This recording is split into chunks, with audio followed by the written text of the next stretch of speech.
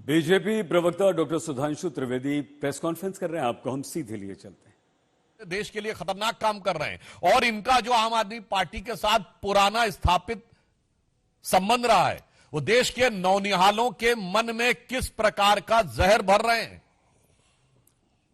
और उस जहर के कितने घातक प्रभाव आने वाले समय में पड़ सकते हैं।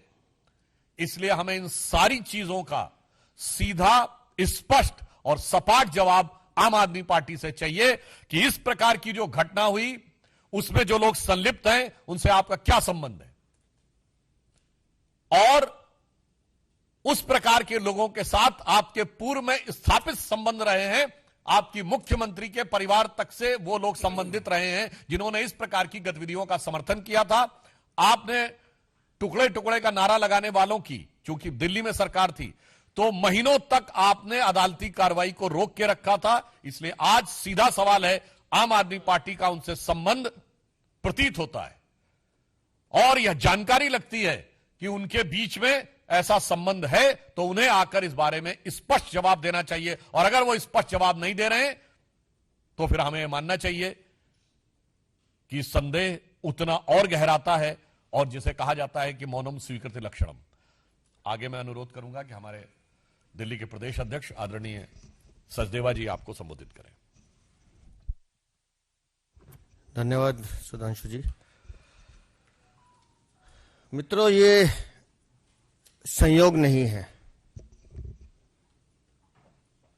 दिल्ली में जब जब विधानसभा चुनाव होने लगते हैं उससे पहले दंगे का माहौल बनाना और दिल्ली को डराने और दहलाने की कोशिश करना। उत्तर पूर्वी का दंगा हम भूले नहीं हैं, शाहीन बाग हम भूले नहीं हैं और अब जब जमीन खिसक रही है, आज जो जांच दिल्ली पुलिस की वक्तव्य से पता चलता है,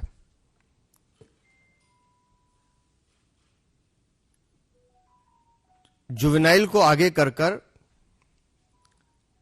जिस एनजीओ का नाम सामने आ रहा है और जो संबंध अफजल गुरु से मिलता हुआ दिखाई दे रहा है, मुझे ये कहने में कोई संकोच नहीं है कि कहीं ना कहीं अरविंद केजरीवाल, आम आदमी पार्टी कहीं ना कहीं इसके घेरे में है और इसके पीछे के कारण हैं। मैं बार बार कहता हूं कि दिल्ली में अवैध रोहिंग्या बांग्लादेशी बसाने का काम अरविंद केजरीवाल खुद करते हैं। अभी जो बांग्लादेशी एजेंट पकड़े गए, उनके पास जो कागज पकड़े गए, इनके दो विधायक महेंद्र गोयल और जय भगवान उपकार, उन दोनों के हस्ताक्षर हैं, वो सर्टिफाई कर रहे हैं, नकली आधार कार्ड बनवाए जा रहे हैं। हर वो व्यक्ति जो देश का दुश्मन है, देश को तोड़ने की साजिश रखता है, वो कहीं ना कहीं अरविंद केजरीवाल और आम आदमी पार्टी का भागीदार मिलता है। विदेशी फंडिंग से ये पैसा लेते हैं वो एजेंसी जो देश के दुश्मन है, जो देश का भला बुरा चाहते हैं। गुंडों को पालने का काम ये करते हैं। एक विधायक नहीं है, लंबी चौड़ी 20-21 लोगों की फेरिस्त है। मकोका में बंद है इनका विधायक, उसकी पत्नी को टिकट देते हैं। मजबूरी देखिए अरविंद केजरीवाल की, घुटनों पे बैठा है, घुटनों पे बैठा है उसके। क्यों? क्योंकि वो नरेश बाल्यान इसका नाम ना ले ले। मकोका में बंद है और मकोका में बंद होना मतलब आप समझो वो आदमी जो बिल्कुल देश का दुश्मन हो। रंगदारी, वसूली, हत्या, क्या है जी? आपराधिक मुकदमे जिनके इतने विधायकों पे हैं, किसी पे नहीं है। और आईना दिखाओ तो इसको मिर्चें लगती हैं। जिस दिशा में जांच जा रही है, निस्संदेह वो एनजीओ, आतिशी मार लेना, अरविंद केजरीवाल, आम आदमी पार्टी कहीं ना कहीं एक सूत्र में बनते हुए नजर आएंगे। दिल्ली को दहलाने की कोशिश, 400 स्कूलों में फर्जी मेल करवाना और वो भी एक जुवेनाइल से, एक सोची समझी साजिश है। कितने लाखों लोगों को परेशान किया गया, पूरी एजेंसीज को इस काम पे लगाया गया कि किसी तरह से दिल्ली में भय का माहौल हो जाए। एक ऐसा माहौल बन जाए लोग डरें। क्यों? क्योंकि इन्हें चुनाव जीतना है। अरविंद केजरीवाल दिल्ली के नहीं, देश के भी दुश्मन हैं। जब बांग्लादेशी एजेंट पकड़े जा रहे हैं, वो बता रहे हैं कि इनके विधायक हमसे ये काम कराते हैं, एक शब्द इनके मुंह से नहीं निकल रहा है उस विधायकों के लिए, ना बाल्यान के लिए निकलता है। तो मुझे तो लगता है कि एक बहुत बड़ा खुलासा जल्द कुछ दिनों में होगा, जिसमें इन भ्रष्टाचारियों का, इन आततियों का, और ये जो दिल्ली को पूरी तरह से बर्बाद करने की कोशिश कर रहे हैं, ऐसी आपदा पार्टी जो दिल्ली में सचमुच आपदा बनकर टूट पड़ी है, वो जब जांच सामने आएगी तो वो सत्य भी सामने आएंगे और इस आपदा से मुक्ति दिल्ली को मिले, ये बहुत जरूरी है, क्योंकि इन्होंने दिल्ली को बर्बाद करने का काम किया है। प्रश्न साधन मंत्री